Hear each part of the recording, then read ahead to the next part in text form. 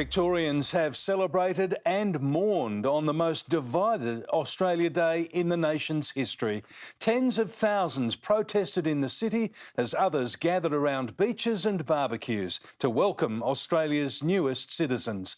Emma O'Sullivan begins tonight's coverage. Divisions over Australia Day are plain to see. Tens of thousands rallying at State Parliament.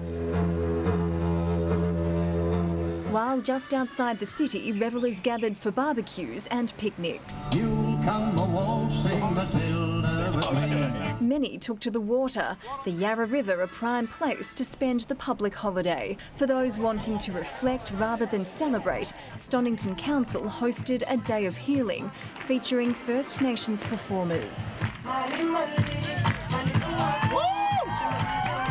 Healing is much more positive.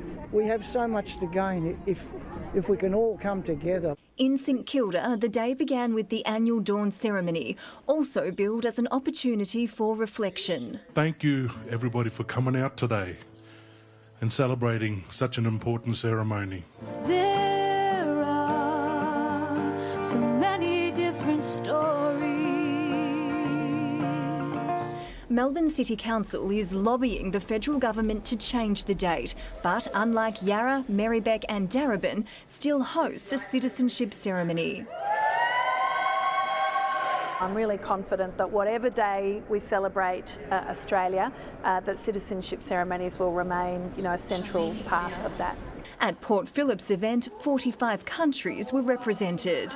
Singapore, South Africa, Spain.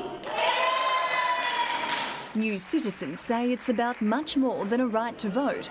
It's about feeling at home. Very, very emotional, much more than expected. It's a really important step for us. For me, this just means everything. It was a long road, but great destination. There was no Australia Day parade this year, but official events went ahead at Government House. The Governor calling for debate over the date to remain respectful. In a way that heals rather than in a way that wounds. There was a 21-gun salute at the shrine to mark the National Day. Overhead, the Roulettes put on a show. At Federation Square, some just enjoyed the sun. Multicultural Australia was on display. African drummers on stage, entertaining crowds queuing for a humble sausage.